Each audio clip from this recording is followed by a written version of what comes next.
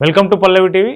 మధ్యయుగ కాలంలో తెలంగాణ, మహారాష్ట్ర, కర్ణాటక ఈ 3 ప్రాంతాల్లో కొంతమంది మత గురువులు గుర్రాల మీద సంచరిస్తూ ఉండేవారు. గ్రామాలకు వెళ్ళి ఎట్లాంటి స్వార్థం లేకుండా నిస్వార్థంగా ప్రజలకు ఆశీర్వాదం ఇచ్చేవారు. సో వాళ్ళను దేశగురువులుగా అక్కడ ఉన్నటువంటి ప్రజలు భావించేవాళ్ళు. పూర్వం ఎప్పుడో తాతల కాలం నాటి 3, 4 తరాల ముందు అంతా జరిగింది. సో ఇప్పుడు కూడా కొత్తగా మళ్ళీ గ్రామాల్లోకి దేశగురువులు వస్తున్నారు. నిజంగా వాళ్ళు దేశగురువులా? వాళ్ళు నిజంగా బాబాలా? వాళ్ళకు ఎట్లాంటి స్వార్థం లేకుండా ప్రజలకు ఆశీర్వాదం ఇస్తున్నారా? నిజంగా ధర్మం కోసం వాళ్ళు పనిచేస్తున్నారా అంటే ఇక్కడ పెద్ద డౌటు.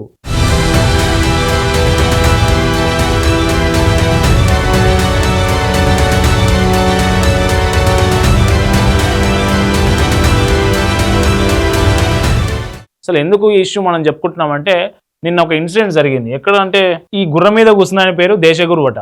ఈయన ఏం చేసినట్టే ఈయన వేములవాడ, చందుర్తి 2 మండలాల్లో తిరిగిండు. వీళ్ళు అనుచరులు 2 అనుచరులు వేసుకొని వీడు వాడు 2 అనుచరులు ఫస్ట్ వేములవాడ మండలంలో 2 గ్రామాలు తిరిగిర్రు. బాగానే కొంత డబ్బులు పోగైనాయి. ఆ తర్వాత చందుర్తి మండలం నర్సింగాపూర్ పోయారు. సో నర్సింగాపూర్ పోయిన తర్వాత ఏం జరిగిందంటే వీళ్ళు రావడంతోనే ఈ దేశగురు రావడంతోనే వీళ్ళు అనుసరున్నారు కదా, దేశగురువు రాబోతున్నాడు, మీ ఇళ్ళకు రాబోతున్నాడు అని ఇంటింటికి అంతా సాటింపు చేపియడమా లేకుంటే మైక్లో చెప్పడమా చెప్తారు.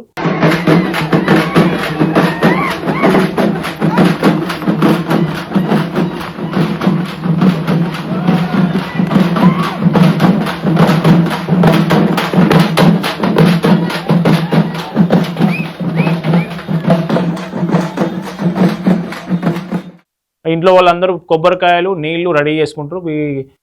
ఈ గుర్రం కాళ్ళ మీద పోస్తారు. గురువుకు ఆశీర్వాదం తీసుకుంటారు. సో ఇదంతా ప్రాసెస్ నడుస్తూ ఉంది. ఇదంతా గతంలో ఒకప్పుడు ఉండేది.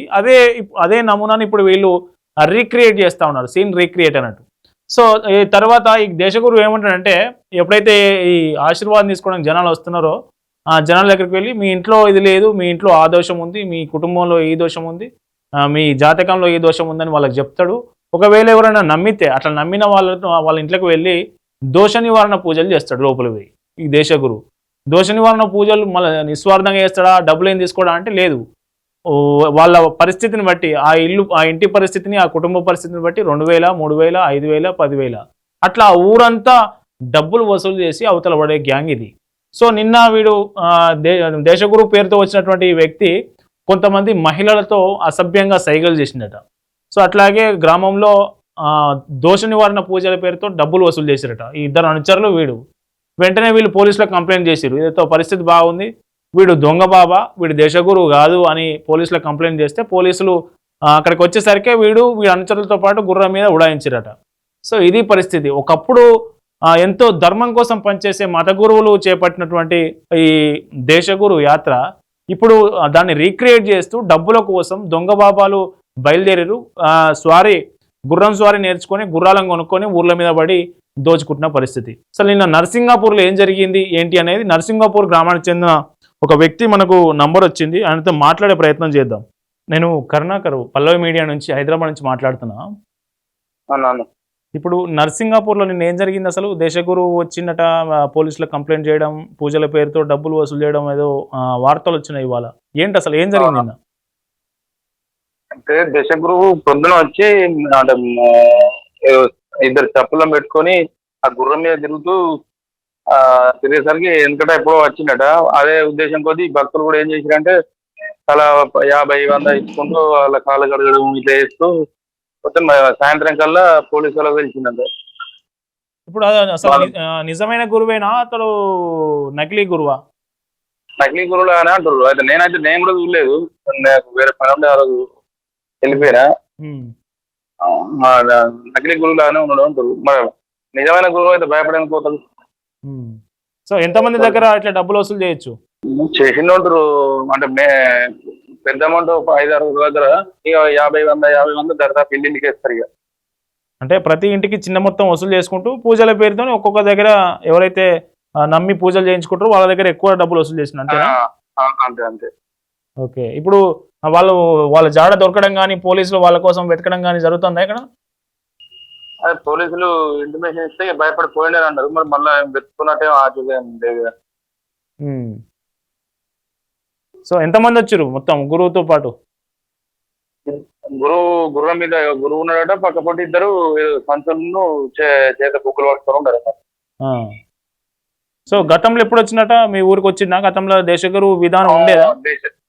ఉండేది, కాకపోతే నాకు 30 years అంటే నాకు నాకు తెలియదు.